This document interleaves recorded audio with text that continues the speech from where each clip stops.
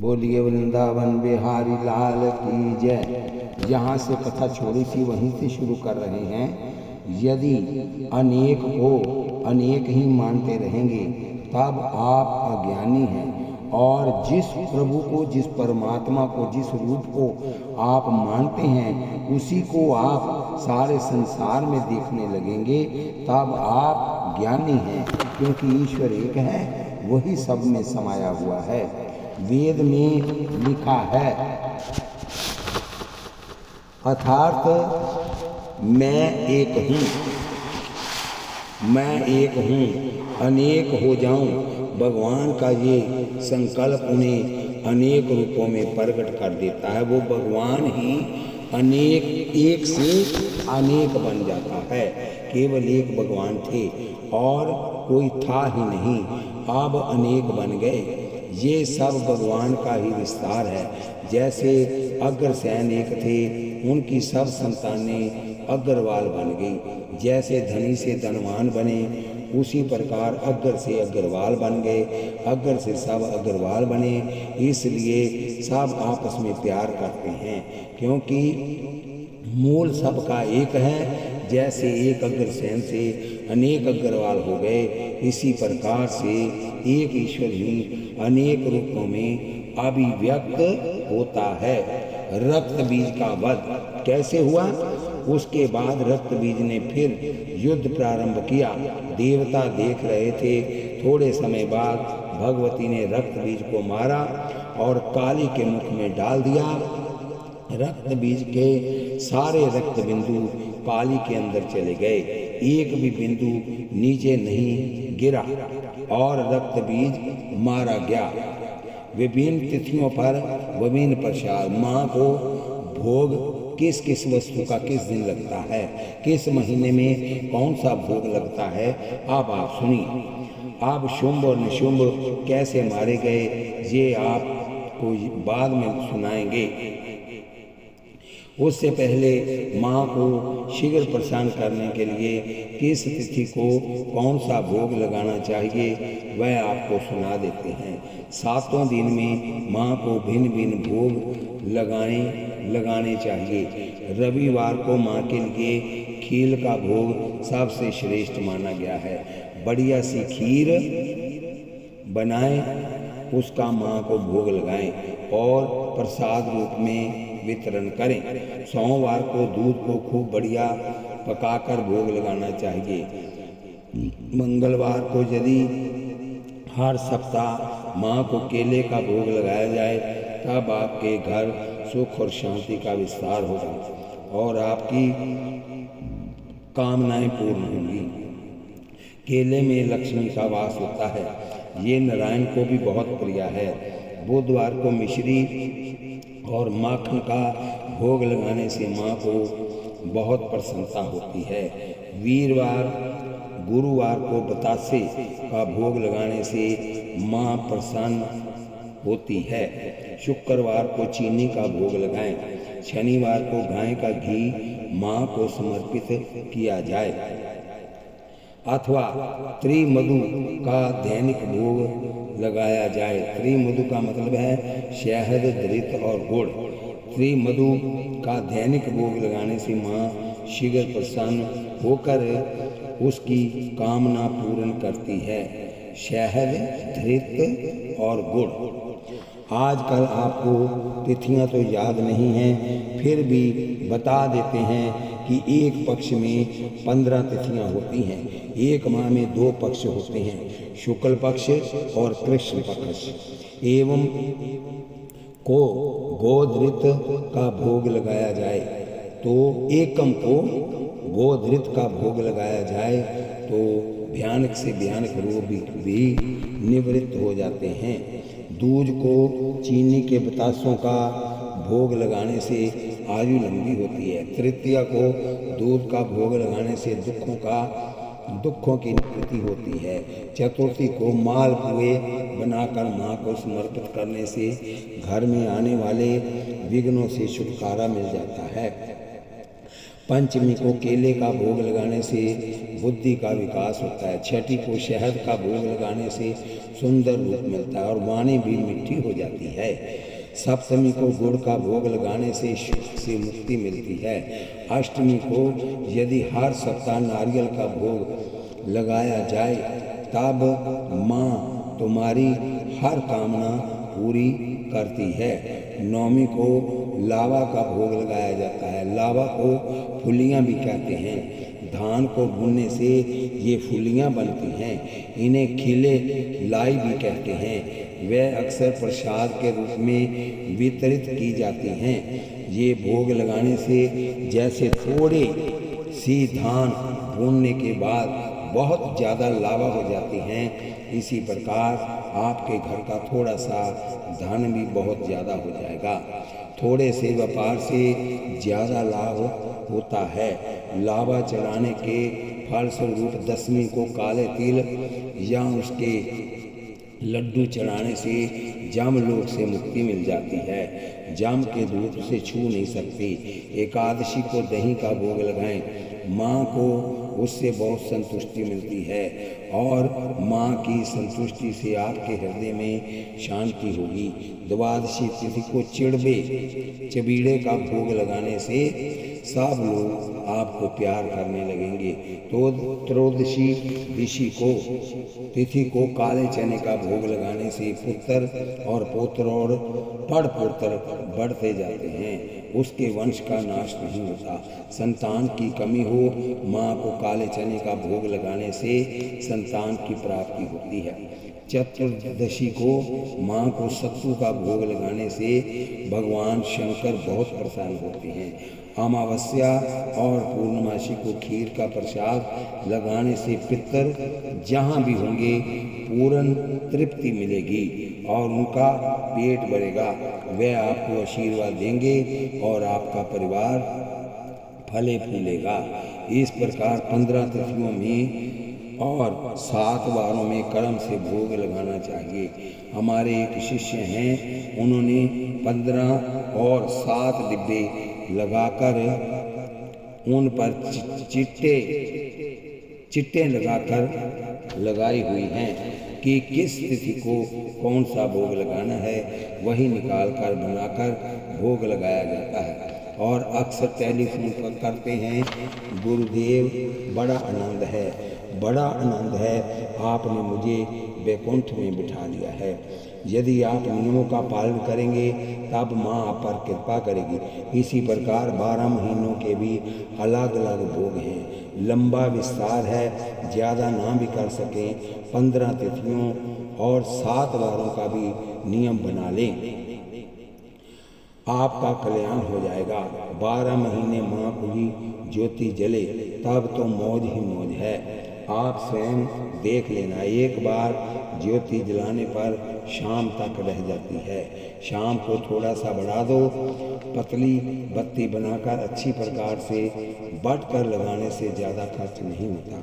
गर्मी में पंखा चल रहा है तो शीशा ढका जा सकता है। माता ज्योति स्वरूपा है, इसलिए ज्योति जलाना और विभिन्न वारों को विभिन्न पदार्थ समर्पित करते रहना माँ आप पर अवश्य कृपा करेगी। माँ का भजन पूजन और चिंतन करते रहना। माँ की पूजा तो हर घर में हर रूप में होती रहती है। यदि आप विधि से और समर्पित होकर कर लेंगे तो माँ की कृपा और उसके दिव्य चमत्कारों को समीप से देख और समझ सकते हैं। शुंभ निशुंभ का वध। शुंभ और निशुंभ माँ से लड़ने आए। पहले निशुंभ आगे बढ़ा और भगवती से उनका भयानक युद्ध हुआ। अंतोगत्वा भगवती ने एक शक्ति का प्रयोग किया जो उसकी छाती में जाकर लगी और वह मूर्छित होकर गिर गया। शुंभ ने देखा कि मेरा भाई बेहोश पड़ा है, तब वह भी आगे बढ़ने लगा ही था कि निशुंभ भी होश में आ गया और जैसे ही परिधि उठाकर माँ को मारने चला कि माँ ने निशुंभ का एक हाथ काट दिया। दूसरे हाथ से मारने चला तब माँ ने दूसरा हाथ भी काट दिया। फिर उसने पैरों को मारना शुरू कर दिया। तब माँ ने उसके दोनों पैर भी काट दिए। उसके बाद भी वह फुटबॉल की तरह लुढ़कता हुआ मारो काटो चीख रहा था। क्रोध से भरा हुआ चीखता जा रहा था। हाथ कट गए, पैर कट गए, फिर भी चीख रहा था और पेट के बल लुढ़कता हुआ बढ़ रहा था। दैत्य दैत्य होते हैं। अंत में भगवती ने गर्दन पर भी तलवार चला दी और उसका सिर धड़ से अलग हो गया। क्रोध में भरकर शुभ भी आगे आ गया और बोला, चंडिके, तुमने मेरे सैनिकों को मारा, मेरे भाई को मारा, आज मैं तुम्हें जमलोक भेज दूंगा। यद्यपि नारी का वध अनुचित है, लेकिन तुम्हें आज छोड़ूंगा नहीं, आज तुम्हें समाप्त कर दूंगा। माँ ने कहा, अरे पापी, तू मुझे क्या मारेगा?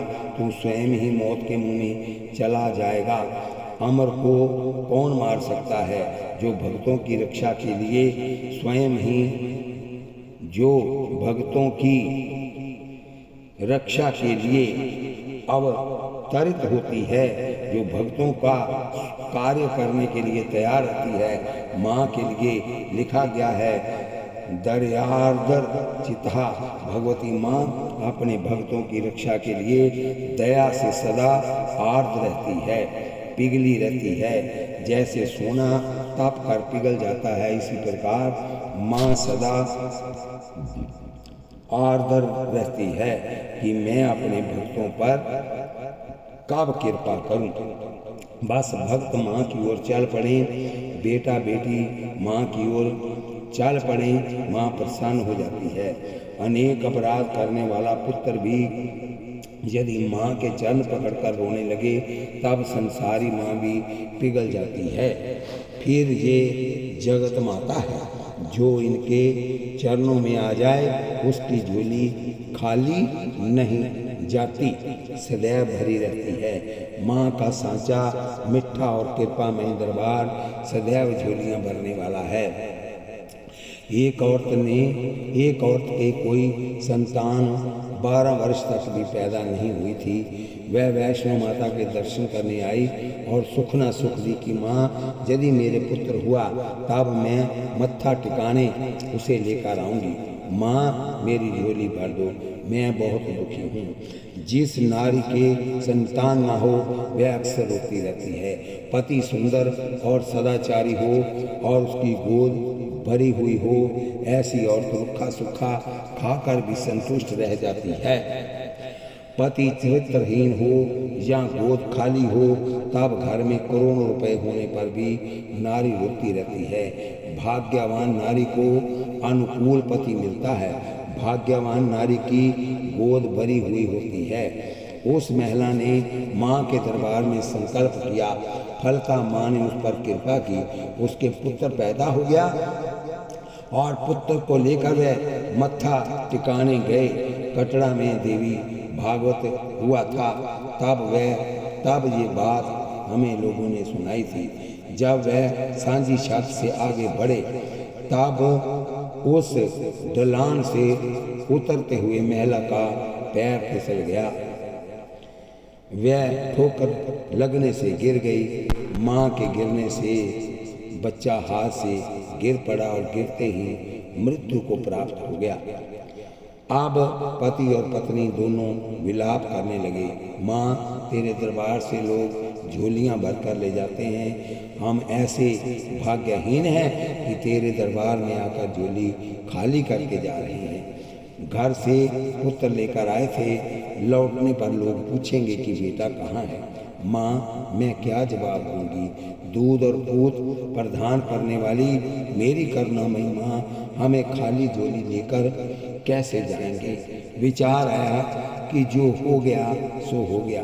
पति ने कहा, आप पास में आ चुके हैं, बच्चे को यहीं लटा दो, माँ के दर्शन करो, फिर वापस बच्चे को लेकर चलेंगे। और उन्होंने 2 पत्थरों की ओट में बच्चे को लिटाया और ऊपर चले गए। वहाँ जाकर स्नान किया और दरबार में जाकर एकदम गिर पड़े, रोने लगे। दोनों बहुत रोए। माँ, तेरे दरबार में झोली खाली हो रही है, जबकि सुना यही है कि तेरे दरबार की हमने अजब तस्वीर देखी है। तुझे देखा देते नहीं देखा, मगर झोली भरी देखी है। रोते रोते जब वापस आए और पत्थर उठाया, देखा कि बच्चा खेल रहा था। कलु प्रत्यक्ष चंडिका कलयुग में भगवती प्रत्यक्ष है। माँ की महिमा ऐसी ही है। राधा भी शक्ति ही है, दुर्गा ही है। वृंदावन में लोग राधे राधे कहते नाचते रहते हैं।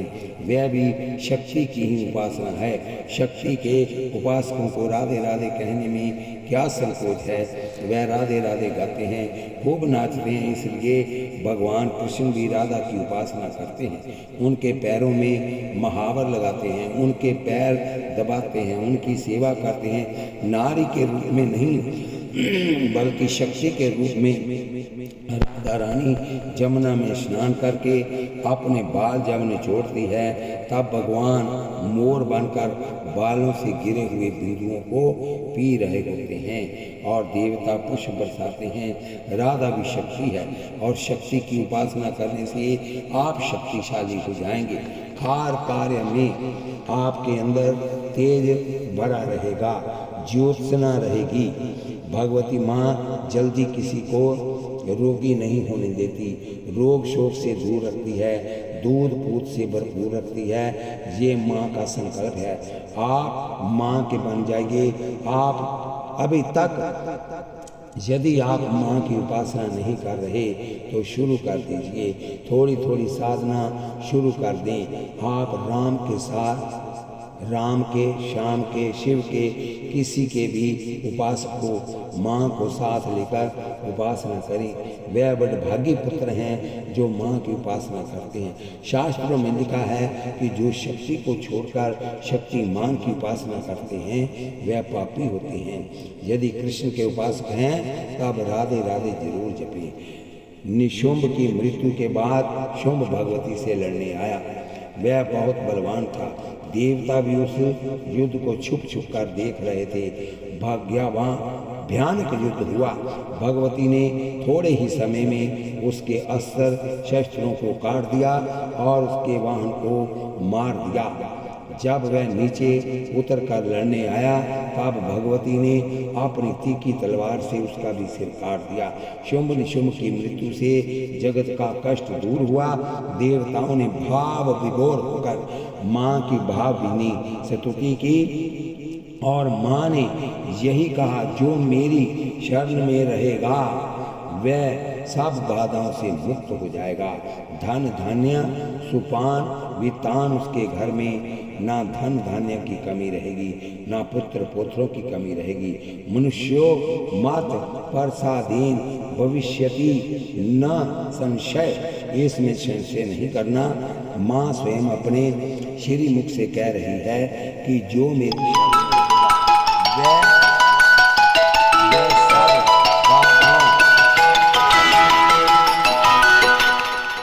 बाधाओं से मुक्त रहेगा, धन धान्य से भरपूर रहेगा। शक्ति के उपासक गरीब नजर नहीं आते। शक्ति के उपासकों के पास बुद्धि भी बहुत होती है। यहाँ विशेष शिव शक्ति की आराधना होती है। वह बड़े बुद्धिजीवी होते हैं, इसमें कोई संशय मत रखना। पराम्बा के सामने हाथ जोड़कर प्रणाम करें और प्रार्थना करें कि हे माँ, जिस प्रकार आपने शुंभ निशुंभ को मारा उसी प्रकार हमारे भी काम, क्रोध, लोभ और मोह रूपी शत्रुओं को मारकर हमारे जीवन में सुख और शांति का विस्तार करें। हम आपके चरणों में बार बार प्रणाम करते हैं। गायत्री उपासना के लिए आवश्यक विधान। पराम्बा भगवती की नित्य पूजा परिवार में सुख शांति का विस्तार करती है। एतावता भगवती का नित्य पूजन करते रहना चाहिए। ऐसा भी लिखा है कि जो भगवती का पूजन नहीं करते उनकी दूसरी साधनाएं भी व्यर्थ हो जाती हैं। शक्ति की उपासना जीवन की आवश्यकता है। जैसे दाल सब्जी में नमक जरूरी है, नमक के बिना सब्जी का स्वाद नहीं रहता। आप कोई भी सब्जी बनाएं लेकिन नमक डालना आवश्यक है। इसी प्रकार आप किसी के भी उपासक हैं लेकिन शक्ति की उपासना करनी ही चाहिए। विशेषता स्वर्णों के लिए तो शक्ति उपासना की विशेष आवश्यकता है, क्योंकि उन्हें जनेऊ पहनाया गया है और गायत्री मंत्र जपने को दे दिया गया है। गायत्री शक्ति है, भगवती सरस्वती है। स्वर्णों के यहाँ पहला उपदेश शक्ति का ही दिया जाता है कि गायत्री मंत्र जपें। गायत्री से कोई श्रेष्ठ मंत्र नहीं है। गाने वाले की जो रक्षा करे वह है गायत्री। अधिकारानुसार गायत्री का सविधि भजन पूजन करने से जीव का कल्याण हो जाता है। गायत्री में 24 अक्षर हैं और शरीर में 24 तत्व हैं। 24 तत्वों का गायत्री मंत्र जपने से शरीर और मन का अनुशोधन हो जाता है। आज व्यक्ति उपासना तो ऊंची से ऊंची करना चाहता है लेकिन विधि का पालन नहीं करता। कुछ लोग कहते हैं कि हम गायत्री जपते हैं, यदि पूछा जाए कि जनेऊ है तो कहेंगे नहीं, चोटी है नहीं, फिर गायत्री जपने का अधिकार कहाँ है? सन्यासी को भी गायत्री जपने का अधिकार नहीं है। क्यों? कि सन्यास लेने से उसकी चोटी और उसका जनेऊ गायब हो गए हैं। बोलिए वृंदावन बिहारी लाल की जय। जनेऊ हो और चोटी में गांठ लगी हो, गायत्री मंत्र से चोटी में गांठ लगाएं। आपके सिर पर सदैव भगवती दुर्गा गायत्री सरस्वती निवास करती रहेगी और जिसके सिर पर छत्र बनकर भगवती निवास करे उसको दुनिया में मार कौन सकता है? तेज दिनों दिन बढ़ता रहता है। ऐसा नहीं है कि एक ही चीज सबको लाभ पहुंचाती हो। पहलवान के लिए मलाई रबड़ी बहुत फायदेमंद है, लेकिन वही बीमार के लिए जहर बन जाती है। चीनी किसी को फायदा करती है और किसी को डायबिटीज का मरीज बना देती है, और डायबिटीज के रोगी के लिए चीनी जहर है। कोई चीज़ बढ़िया है तो वह सबके लिए उपयोगी हो, ऐसा नहीं होता।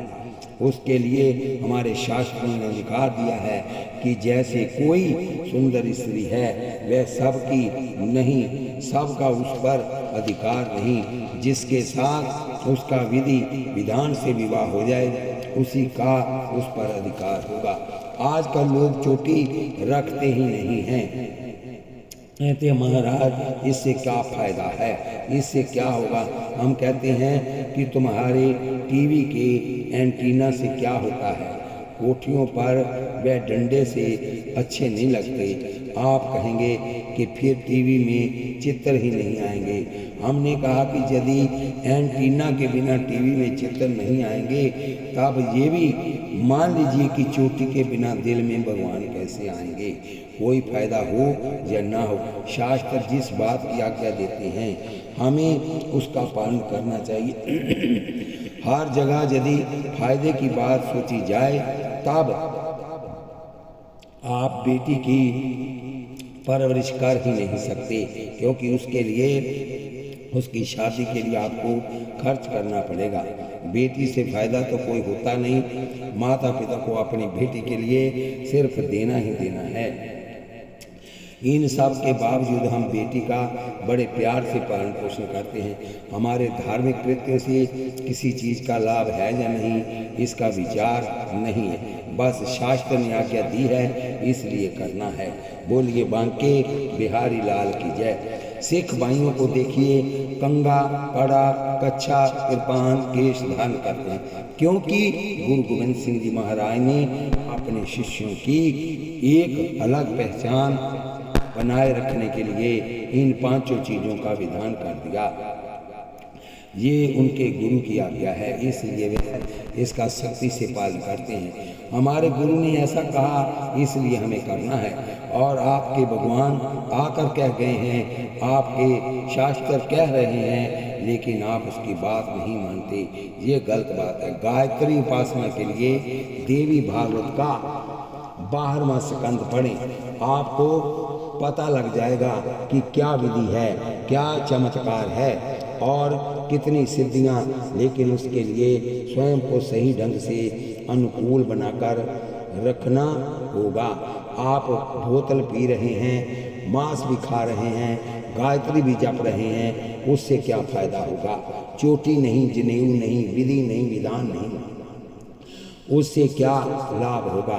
विधि के साथ किए गए कार्य का विशेष प्रभाव होता है।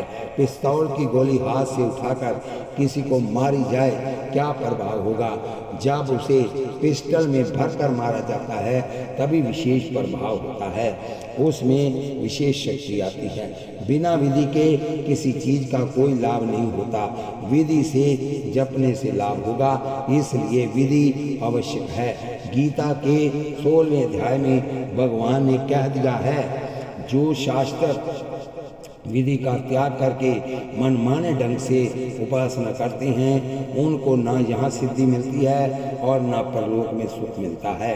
ना उन्हें सिद्धि मिलेगी, ना सुख मिलेगा, ना परलोक में गति मिलेगी। ये भी भगवान ने कह दिया, इसलिए विधि का पालन करना बहुत जरूरी है। महर्षि वेदव्यास ने दक्ष की कन्याओं की वंशावली सुनाते हुए बताया कि त्वष्टा के पुत्र हुए। विश्वरूप दैत्यों की बहन रचना का विवाह हुआ त्वष्टा से और उससे विश्वरूप नाम का एक पुत्र उत्पन्न हुआ। हमारे कर्मों के संस्कार हमारे रक्त में भी होते हैं, इसलिए सनातन धर्म का कहना है कि अपनी ही जाति की रोटी और अपनी ही जाति की बेटी ज़्यादा अच्छी रहती है। यदि दूसरी जाति में आप विवाह करते हैं तब पता नहीं लगता कि उसका रक्त कैसा है और उसके संस्कार कैसे हैं। एक रानी ने एक सांवले रंग के पुत्र को जन्म दिया और पड़ोस में रहने वाली एक तेलिन ने एक गौर वर्ण पुत्र को जन्म दिया। रानी ने उन दोनों बच्चों को बदल दिया, अपना पुत्र तेलिन को दे दिया और उसका पुत्र स्वयं ले लिया। राजा रानी गौर वर्ण थे, वह डर गई कि कहीं राजा के मन में कोई संशय पैदा न हो जाए। तब बच्चे थोड़ा बड़ा होने लगे, तब वह आपस में खेलते रहते थे। सांवले रंग का बच्चा राजा बनकर बैठता या जज बनकर बैठता और गोरे रंग का बच्चा मुजरिम बनकर आता। वहां से निकलते हुए राजा ने देखा कि ये तेली का लड़का सिंहासन पर बैठा है और मेरा बेटा राजकुमार होकर हाथ जोड़कर खड़ा हुआ है, ये क्या गड़बड़ी है? उसने महारानी को डांट कर पूछा, तब उसने डरते हुए सही सही बता दिया, क्योंकि राजकुमार सांवले रंग का था और आपको कोई संशय न हो जाए इसलिए मैंने उन्हें बदल दिया था। इसे कहते हैं संस्कार। बच्चा चाहे तेली के घर में पल रहा है फिर भी राजा बनकर बैठा है और तेली का बेटा भले ही राजा के घर में पल रहा है लेकिन संस्कार वही नौकर के हैं। त्वष्टा देवकुल के हैं और रचना दैत्य कुल की है। दोनों से पुत्र पैदा हुआ। विश्व रूप उसका दोनों ओर आकर्षण है। वह देवताओं का भी हित चाहता है और दैत्यों का भी हित चाहता है। रक्त की शुद्धि बहुत आवश्यक है। अच्छा देखो, डॉक्टर भी किसी को खूब खून देना चाहें तो लेने और देने वाले दोनों का ब्लड ग्रुप मिलाते हैं। ग्रुप मिलने पर ही एक दूसरे को खून दिया जाता है। कलमी आम की आगे कलम नहीं चलती, नष्ट हो जाती है। एक बार देवराज ने अपने गुरु बृहस्पति का अपमान कर दिया।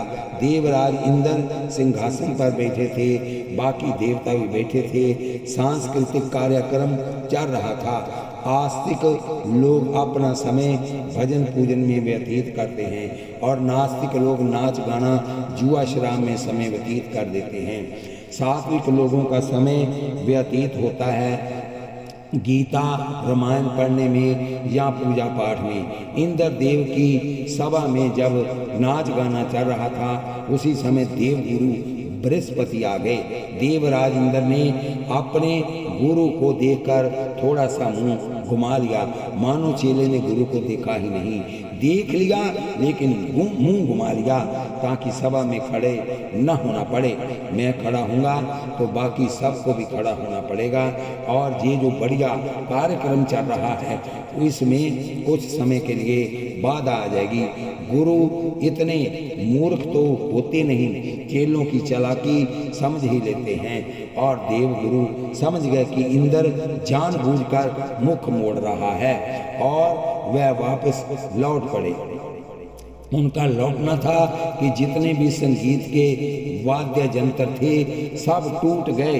अब इंद्र उठे और गुरु के पीछे दौड़े, क्योंकि वह समझ गए कि गुरुदेव जी रुष्ट हो गए हैं। कहते हैं कि यदि भगवान रुठ जाए तो गुरु बचा लेते हैं और यदि गुरु रूठ जाए तो ब्रह्मा भी नहीं बचा सकते।